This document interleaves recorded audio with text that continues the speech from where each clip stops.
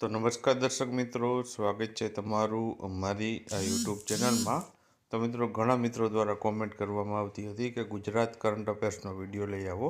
તો આ વિડીયોમાં આપણે છે ગુજરાત કરંટ અફેર્સનો વિડીયો લઈને આવીએ છીએ. છેલ્લા 6 મહિનામાં જે પણ અગત્યના પરીક્ષાલક્ષી જે કરંટ અફેર્સ જે છે બન્યા છે તેની માહિતી આપણે આ વિડીયોમાં રજૂ કરવાના છે. આ વિડીયો તમને છે આવનારી કંડક્ટરની પરીક્ષા માટે ખૂબ જ ઉપયોગી સાબિત થવાનો છે. તો વિડીયોને છે શરૂઆતથી અંત સુધી અવશ્ય નિહાળજો. તો ચાલો મિત્રો, આપણે વિડીયોની શરૂઆત કરીએ. તો પહેલો પ્રશ્ન છે કે ગુજરાત જે વિધાનસભાની જે છે જે પેટા ચૂંટણી છે તે જૂન 2024માં ચૂંટાયેલા સભ્યોને છે તે કોણે શપથ લેવડાવ્યા હતા? તો મિત્રો, આમાં જવાબ આવશે જે વિધાનસભાના અધ્યક્ષ છે હાલમાં તે છે શંકરસિંહ ચૌધરી. તેમણે છે આ ચૂંટાયેલા જે છે ધારાસભ્યોને છે શપથ લેવડાવ્યા હતા. હવે મિત્રો, આપણે વાત કરીએ કે ક્યાં ક્યાં ધારાસભ્યો ચૂંટાયા હતા. તો વિજાપુર વિધાનસભામાંથી ડૉક્ટર સી.જે. ચાવડા, પોરબંદર વિધાનસભામાંથી અર્જુનભાઈ મોઢવાડિયા, માણાવદર વિધાનસભામાંથી અરવિંદભાઈ લાડાણી, ખંભાત વિધાનસભામાંથી ચિરાગ પટેલ અને વાઘોડિયા વિધાનસભામાંથી ધર્મેન્દ્રસિંહ વાઘેલા ચૂંટાયા હતા.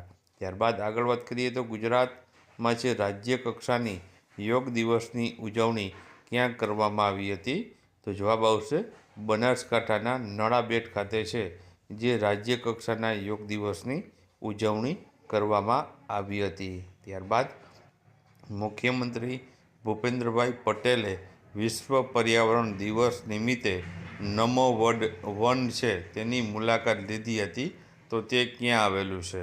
તો જવાબ આવશે ગાંધીનગર ખાતે મિત્રો આ નમો છે વન આવેલું છે, જેની આપણા મુખ્યમંત્રી દ્વારા છે વિશ્વ પર્યાવરણ દિવસ નિમિત્તે છે મુલાકાત લીધી હતી. ત્યારબાદ આગળનો પ્રશ્ન જોઈએ તો તાજેતરમાં જ ગીરના જંગલમાંથી બરડા ડુંગર વિસ્તારમાં કેટલા ચિત્તલને છે સ્થળાંતરિત કરાયા છે? તો જવાબ આવશે 23 જેટલાને. ત્યારબાદ આગળનો પ્રશ્ન છે કે રાજ્યવ્યાપી પલ્સ પોલિયો અભિયાનનો ક્યાંથી મુખ્યમંત્રી શ્રી ભૂપેન્દ્ર પટેલ દ્વારા છે પ્રારંભ કરાવવામાં આવ્યો હતો? તો જવાબ આવશે ગાંધીનગર ખાતેથી આનો છે પ્રારંભ કરવામાં આવ્યો હતો. ત્યારબાદ Bharat centre of Olympic research and એજ્યુકેશનનું ઉદ્ઘાટન ક્યાં કરવામાં આવ્યું હતું? તો જવાબ આવશે ગાંધીનગર ખાતે ઉદ્ઘાટન કરવામાં આવ્યું હતું અને ઉદ્ઘાટન પ્રસંગે પીટી ઉષા જે હાજર રહ્યા હતા. ત્યારબાદ ISO 9001:2015 સર્ટિફિકેશન છે કોને એનાયત થયું છે? તો જવાબ આવશે ગુજરાત મુખ્યમંત્રી કાર્યાલયને છે આ સર્ટિફિકેટ છે એનાયત થયું છે. ત્યારબાદ આગળનો પ્રશ્ન કે તાજેતરમાં જ 2024ની 7મી જુલાઈના રોજ કેટલામી જગન્નાથજીની રથયાત્રા અમદાવાદમાંથી નીકળી હતી? તો જવાબ આવશે 147મી જે રથયાત્રા છે અમદાવાદમાંથી નીકળી હતી. ત્યારબાદ આગળનો પ્રશ્ન છે કે ગુજરાતમાં શ્રમિક બસેરા યોજના કે જેમાં 5 રૂપિયામાં હંગામી આવાસ આપતી યોજનાનું છે ક્યાંથી ખાતમુહૂર્ત કર્યું હતું? તો જવાબ આવશે અમદાવાદના જગતપુર ખાતેથી. ત્યારબાદ એક પેડમાં એક નામ અભિયાન અંતર્ગત મુખ્યમંત્રી ભૂપેન્દ્ર પટેલ દ્વારા ગાંધીનગરમાં કયા વૃક્ષ વાવી કરાવ્યો હતો? તો જવાબ આવશે વડ વૃક્ષ છે મિત્રો ભૂપેન્દ્રભાઈ પટેલે છે જે વાવ્યો હતો. આ અભિયાનને છે જે છે અંતર્ગત તેમણે છે ગાંધીનગરમાં છે વડ વૃક્ષ વાવ્યું હતું. ત્યારબાદ 9 ઓગસ્ટ 2024ના રોજ વિશ્વ આદિવાસી દિવસની છે રાજ્ય કક્ષાની ઉજવણી ક્યાં કરવામાં આવી હતી? તો જવાબ આવશે સાબરકાંઠાના ખેડબ્રહ્મા તાલુકાના આડકતા ઇન્સ્ટિટ્યૂટ નવી મેત્રાલ ખાતે છે આ આદિવાસી દિવસની રાજ્ય કક્ષાની ઉજવણી કરવામાં આવી હતી. ત્યારબાદ તાજેતરમાં જ મુખ્યમંત્રીશ્રી દ્વારા 75મા વન મહોત્સવનો જે પ્રારંભ છે ક્યાંથી કરવામાં આવ્યો હતો? તો જવાબ આવશે દેવભૂમિ દ્વારકાના કલ્યાણપુર તાલુકાના ગાંધવી ગામે છે આનો પ્રારંભ કરવામાં આવ્યો હતો અને ગાંધવી ખાતે મિત્રો હરસિદ્ધિ વનનું લોકાર્પણ કરવામાં આવ્યું હતું. ત્યારબાદ 78માં સ્વતંત્રતા દિવસની રાજ્ય કક્ષાની ઉજવણી ક્યાં કરવામાં આવી હતી? તો જવાબ આવશે નડિયાદ ખાતે છે 78માં સ્વતંત્રતા દિવસની ઉજવણી કરવામાં આવી હતી. ત્યારબાદ આગળનો પ્રશ્ન આપણે જોઈએ તો SDG ઇન્ડેક્સ 2023-24માં ગુજરાત આરોગ્ય સુખાકારી ક્ષેત્રે સતત કેટલામી વખત પ્રથમ ક્રમે રહ્યું છે? તો જવાબ આવશે સતત બીજી વખત છે તે ગુજરાત સુખાકારી ક્ષેત્રે પ્રથમ ક્રમ ઉપર રહ્યું છે. ત્યારબાદ આગળનો પ્રશ્ન છે 2024માં વિશ્વની સૌથી મજબૂત ફૂડ બ્રાન્ડ કઈ બની છે? તો જવાબ આવશે આપણે ગુજરાતની અમૂલ બ્રાન્ડ બની છે. ત્યારબાદ સપ્ટેમ્બરમાં ચક્રવાત અસના કચ્છના દરિયાકાંઠે તથા આસપાસના વિસ્તારોમાં રચાયું હતું, તો તેનું નામ છે તે કોણે આપ્યું હતું? તો જવાબ આવશે પાકિસ્તાને છે આ અર્શના નામ વાવાઝોડાને આપ્યું હતું. ત્યારબાદ આગળ વાત કરીએ તો જળ સંચય અને જળ જનભાગીદારીની પહેલનો શુભારંભ ગુજરાતમાં ક્યાંથી કરાયો હતો? તો જવાબ આવશે સુરત ખાતેથી આનો પ્રારંભ કરવામાં આવ્યો હતો. ત્યારબાદ સ્વચ્છ વાયુ સર્વેક્ષણ 2024માં 10 લાખથી વધુ વસ્તી ધરાવતા શહેરોમાં ટોચ પર કોણ રહ્યું છે? તો જવાબ આવશે સુરત શહેર પ્રથમ ક્રમ ઉપર રહ્યું છે. ત્યારબાદ મિસ યુનિવર્સ ઇન્ડિયા 2024નો ખિતાબ કોણે જીત્યો છે? તો જવાબ આવશે ગુજરાતની રિયા સિંઘે છે આ ખિતાબ જીત્યો છે. ત્યારબાદ આગળ વાત કરીએ તો ગુજરાત રાજ્યના પ્રથમ અનાજ ATMનો પ્રારંભ ક્યાંથી થયો છે? તો જવાબ આવશે ભાવનગર ખાતેથી છે તેનો પ્રારંભ કરવામાં આવ્યો હતો. ત્યારબાદ માંડવીમાં રિનોવેટ કરાયેલા ક્રાંતિ તીર્થનું કોના હસ્તે લોકાર્પણ કરાયું છે? તો જવાબ આવશે મુખ્યમંત્રી ભૂપેન્દ્રભાઈ પટેલના હસ્તે આનું લોકાર્પણ કરવામાં આવ્યું હતું. ત્યારબાદ 12 ઓક્ટોબરના રોજ પલ્લીનો મેળો કયા જિલ્લામાં ભરાય છે? તો જવાબ આવશે ગાંધીનગર જિલ્લામાં છે આ વખતે 12 ઓક્ટોબરના રોજ પલ્લીનો મેળો ભરાયો હતો. ત્યારબાદ વર્ષ 2024નો નરસિંહ મહેતા એવોર્ડ કોને એનાયત કરવામાં આવ્યો હતો?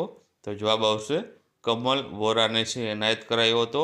અને શરદ પૂર્ણિમાના દિવસે મોરારી બાપુના હસ્તે છે આ એવોર્ડ છે કમલ વોરાને એનાયત કરવામાં આવ્યો હતો. ત્યારબાદ રાજ્ય સરકારે કઈ તારીખ પહેલાંના કર્મચારીઓને છે જૂની પેન્શન યોજનાનો લાભ આપવાની જાહેરાત કરી હતી? તો જવાબ આવશે 1/2/2005 પહેલાંના કર્મચારીઓ છે તેને જૂની પેન્શન યોજનાનો લાભ આપવાની જાહેરાત કરી હતી. ત્યારબાદ ગુજરાતમાં ઘુડખરની વસ્તીમાં 26% વધારો થયો હતો, તો હાલમાં વસ્તી કેટલી છે મિત્રો? તો જવાબ આવશે 7672 એટલે કે 7672 જેટલી જે ઘુડખરની વસ્તી જોવા મળે છે. ત્યારબાદ આગળ વાત કરીએ તો નરેન્દ્રભાઈ મોદી અને સ્પેનના વડાપ્રધાન પેડ્રો સાંચેઝે છે ક્યાં C295 એરક્રાફ્ટના અંતિમ એસેમ્બલી લાઇન પ્લાન્ટનું ઉદ્ઘાટન કર્યું હતું? તો જવાબ આવશે વડોદરા ખાતે. ત્યારબાદ તાજેતરમાં જ GPSCના ચેરમેન છે તે કોણ બન્યું છે? તો જવાબ આવશે હસમુખભાઈ પટેલ છે GPSCના ચેરમેન બન્યા છે તાજેતરમાં. ત્યારબાદ ગુજરાતના સૌથી મોટા વેસ્ટ ટુ એનર્જી પ્લાન્ટનું કોણે અમદાવાદ ખાતે લોકાર્પણ કર્યું હતું? તો જવાબ આવશે અમિત શાહે લોકાર્પણ કર્યું હતું. ત્યારબાદ ગુજરાત વન વિભાગ દ્વારા ડોલ્ફિન વસ્તી ગણતરી કરાય તો હાલમાં કેટલી છે? તો જવાબ આવશે 680 જેટલી ડોલ્ફિન જે છે જોવા મળે છે. ત્યારબાદ વડનગરમાં તાનારીરી ગાર્ડન ખાતે કોણે તાનારીરી મહોત્સવ 2024નો પ્રારંભ કરાવ્યો હતો? તો જવાબ આવશે કેબિનેટ મંત્રી શ્રી મોડુભાઈ બેરાએ. ત્યારબાદ ગિરનારની લીલી પરિક્રમાનો વિધિવત પ્રારંભ ક્યારથી થયો હતો? તો જવાબ આવશે કારતક સુદ 11ના દિવસે આનો પ્રારંભ કરવામાં આવ્યો હતો. ત્યારબાદ ગુજરાતના ચોથા નાણાં પંચના અધ્યક્ષ તરીકે છે કોની નિમણૂક થઈ છે? તો જવાબ આવશે યમલ વ્યાસની નિમણૂક કરવામાં આવી છે.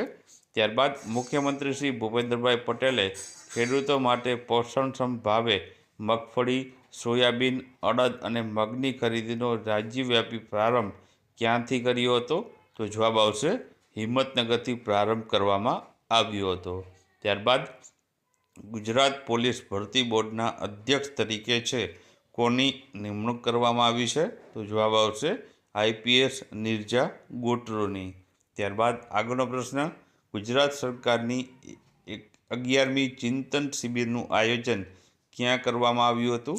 તો જવાબ આવશે સોમનાથ ખાતે આયોજન કરવામાં આવ્યું હતું।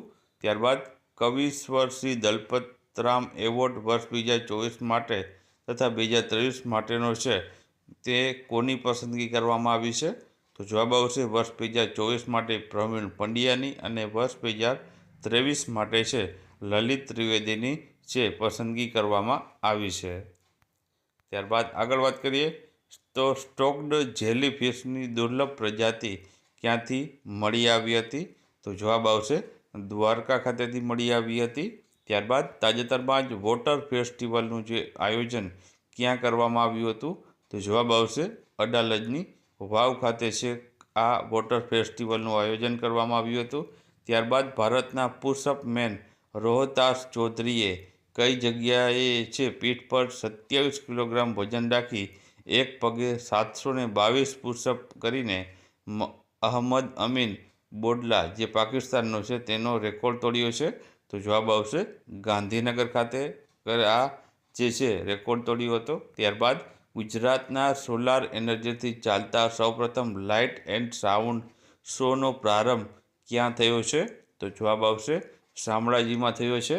ત્યારબાદ તાજેતરમાં ગુજરાતમાં કયો વાયરસ જોવા મળ્યો હતો? તો જવાબ આવશે ચાંદીપુરા નામનો વાયરસ છે ગુજરાતમાં જોવા મળ્યો હતો। ત્યારબાદ ગુજરાતના પ્રથમ સ્કિલ ઇન્ડિયા ટ્રેનિંગ સેન્ટરનો શુભારંભ ક્યાં થયો હતો? તો જવાબ આવશે સુરત ખાતે થયો હતો।